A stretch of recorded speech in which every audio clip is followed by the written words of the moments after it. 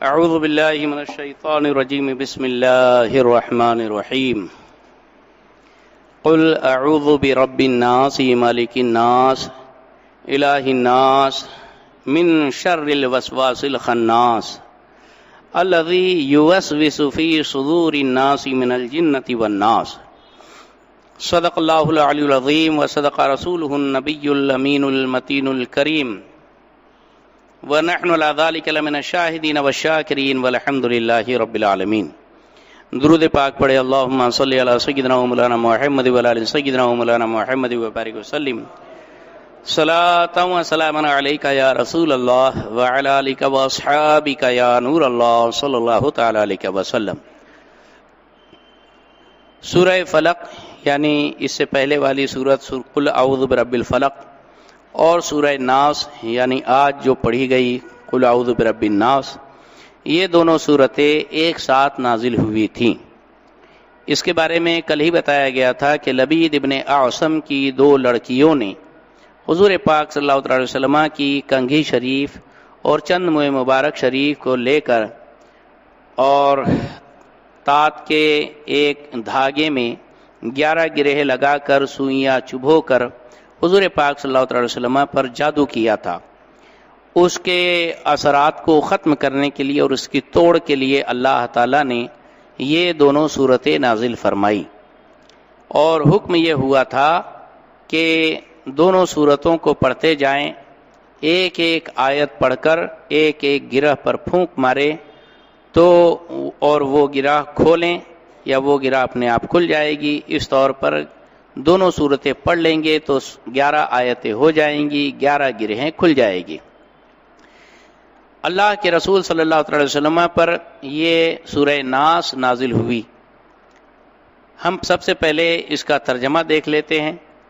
اللہ رب العزت ارشاد فرماتا ہے قل اعوذ برب الناس، میرے محبوب آپ کہہ دیجئے میں پناہ لیتا ہوں تمام لوگوں کے رب کی،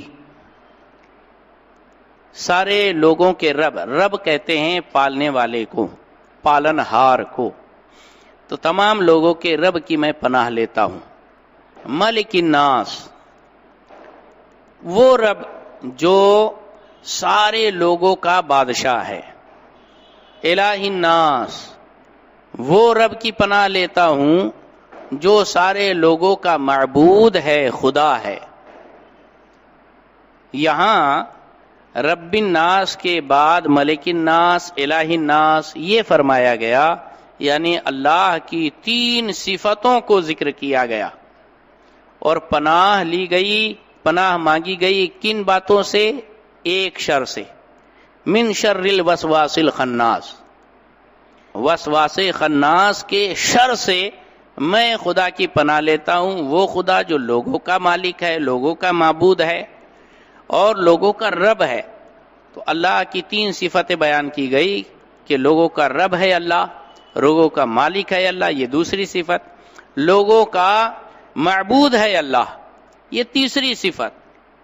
اس رب کی پناہ مانگتا ہوں کس سے؟ تو وسواس خناس کے شر سے۔ ایک چیز کے شر سے پناہ لینے کے لیے خدا کی 3 تعریفیں بیان کی گئی، اور اس سے پہلے والی صورت کا معاملہ اس سے الٹ تھا۔ وہاں صرف قل اعوذ برب الفلق، میں صبح کے سپیدے کو نمودار کرنے والے اس رب کی پناہ لیتا ہوں۔ کن چیزوں سے؟ تو 3 چیزوں سے پناہ لی گئی۔ وہ کیا تھی؟ قل اعوذ برب الفلق من شر ما خلق ومن شر غاسق اذا وقب ومن شر النفاثات فی العقد۔ اللہ کی ایک تعریف کر کے 3 شر سے پناہ حاصل کی گئی خدا کی، اور یہاں خدا کی 3 تعریفیں کی جا رہی ہے اور ایک شر کے پناہ حاصل کی جا رہی ہے۔ پتہ چلا کہ یہ ایک شر جو قل اعوذ برب الناس کے اندر بیان کیا گیا وہ اتنا بھینکر ہے کہ پہلی والی صورت میں بتائے گئے 3 شر اور برائیوں پر بھی غالب ہے۔ تو وہ کیا چیز؟ اللہ تعالیٰ کی بارگاہ میں بندہ عرض کرتا ہے من شر الوسواس الخناس، وسوسہ ڈالنے والے اور چھپ جانے والے شیطان کے شر سے۔ تو یہ جو دل کے اندر وسوسہ آتا ہے، ایک غلط خیال آتا ہے اور انسان اس کا رد کرتا ہے، نہیں مجھے یہ نہیں کرنا ہے. جیسے دماغ میں خیال آئے کہ نہیں جانے دو، آج جو ہے کچھ ڈنڈی مار لیا جائے، کچھ زیادہ کما لیا جائے. ایک وسوسہ ڈالا شیطان نے، تو ایمان نے اس کو ابھارا نیکی پر، اور ایک مسلمان نے کہا نہیں نہیں میں ایسا نہیں کروں گا. فوراً شیطان چھپ جاتا ہے.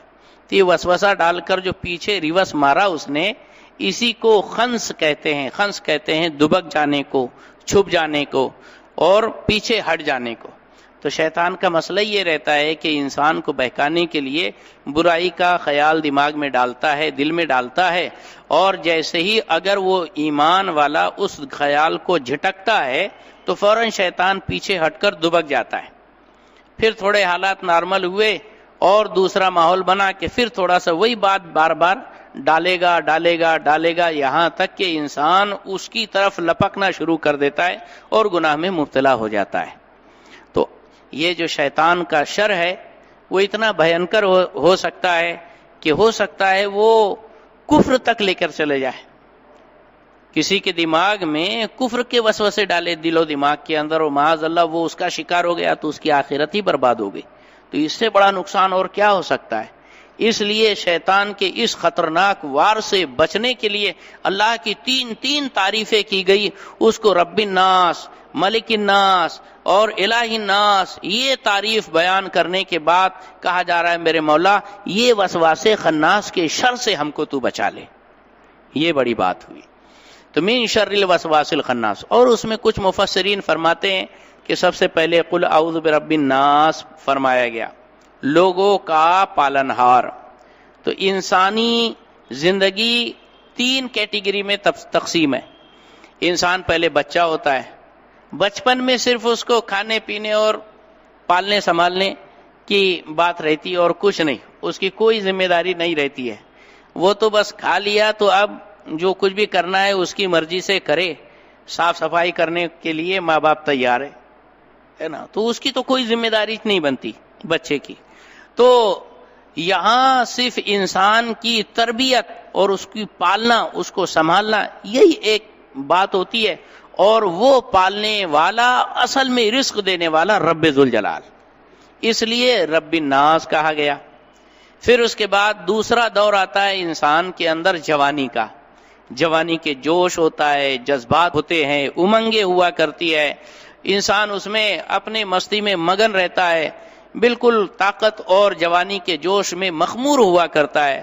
تو وہ کبھی بے لگام بھی ہو سکتا ہے، کبھی آؤٹ آف کنٹرول بھی ہو سکتا ہے، کبھی اپنے من کا راجا بھی بننے کی کوشش کر سکتا ہے. تو اس کے لیے فرمایا گیا ملک الناس، لوگوں کا بادشاہ. تو بادشاہ جو ہوتا ہے وہ رعایا پر لگام کستا ہے، اس پر قاعدے قانون نافذ کرتا ہے اور کنٹرول کرتا ہے. تو گویا اللہ کی بارگاہ میں عرض کیا گیا کہ جوانوں کو جوانی کے عالم میں ان کو کنٹرول کرنے والا وہ مالک پاک پروردگار عالم ملک الناس، میں تیری پناہ لیتا ہوں. ہاں، کیونکہ تو ہی سارے دنیا کو کنٹرول کرنے والا ہے، تو ہمارے نفس کو بھی تو ہی کنٹرول کر دے. پھر آخری دور ہوتا ہے انسان کا بڑھاپے کا، کہ جب کمانا دھمانا کچھ نہیں ہوتا، بال بچے بڑے ہو جاتے ہیں، وہی سب گھر بار سنبھالتے ہیں. اب بڑے میاں لوگ کا کام رہتا ہے صرف اللہ ہی اللہ کرنا، اللہ کی عبادت کرنا. تو زیادہ تر بڑھاپے میں لوگ خدا کی عبادت کرنے لگ جاتے ہیں. ماشاءاللہ وہ بھی نصیب والے ہیں جو عبادت کے لیے لگ جاتے ہیں، ورنہ تو جو ہے بڑھاپے میں بھی لوگ کبھی کبھی نہیں سدھرتے. یہ تو اللہ کا کرم ہے کہ اپنے گھر پر بلا لیتا ہے اور اخیر دنیا سے رخصت ہوتا ہے انسان، تو خدا کو راضی کر کے رخصت ہوتا ہے.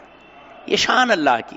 ہاں، تو بڑھاپے میں عام طور پر خدا کی عبادت ہوتی ہے، اس لیے الہ الناس لاسٹ میں فرمایا گیا کہ اے میرے مالک، تو ہمارے بچپن کا بھی تو ہی رزاق ہے، ہماری جوانی پر تو ہی کنٹرول کرنے والا ہے، ہمارے بڑھاپے میں ہدایت تو ہی دینے والا ہے، تو ہی تو سب کچھ دینے والا ہے. لہذا وسواس خناس کے شر سے تو ہی ہم کو پناہ دے. یہ فرمایا گیا من شر الوسواس الخناس، وسوسہ ڈال کر چھپ جانے والے شیطان کے شر سے. اب وہ کون ہے وسوسہ ڈالنے والا اور چھپ جانے والا؟ تو جناتوں میں سے جو شریر جنات ہوتے ہیں تو ان کو تو شیطان کہا ہی جاتا ہے، وہ تو شیطان ہی ہوتے ہیں، شریر جنات شیطان ہوا کرتے ہیں۔ اور انسانوں میں بھی شریر ہوتے ہیں کچھ انسان، تو وہ من الجنت والناس میں سے ناس والے خناس ہے۔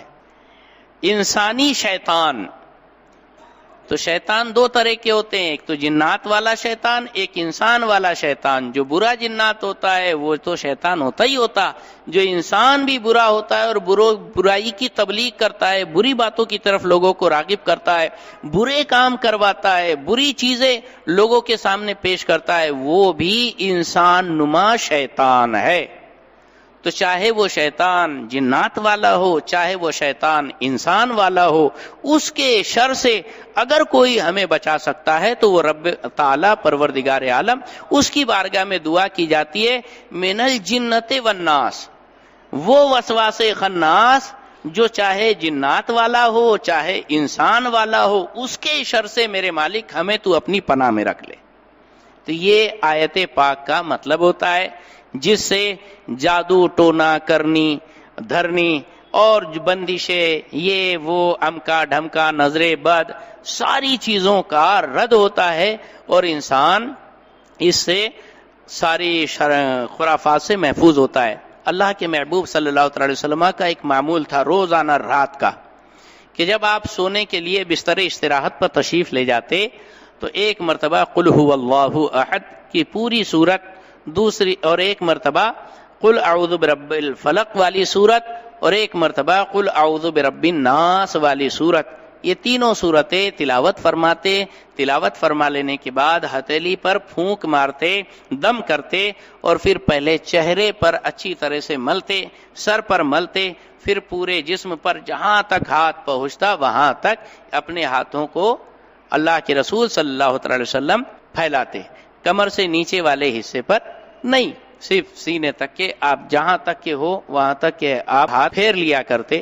تو یہ سرکار کا معمول تھا، ایسا اگر کوئی کرے تو جادو ٹونا، یہ نظر بد، یہ امکا ڈھمکا ساری چیزوں سے محفوظ رہے گا۔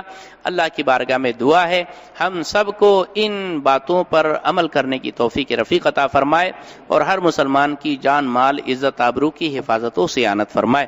ربنا آتنا فی الدنیا حسنۃ وفی الآخرۃ حسنۃ وقنا عذاب النار، وصلی اللہ تعالی علی خیر خلقہ سیدنا و مولانا محمد وآلہ واصحابہ اجمعین برحمتک یا ارحم الراحمین بحق لا الہ الا اللہ محمد رسول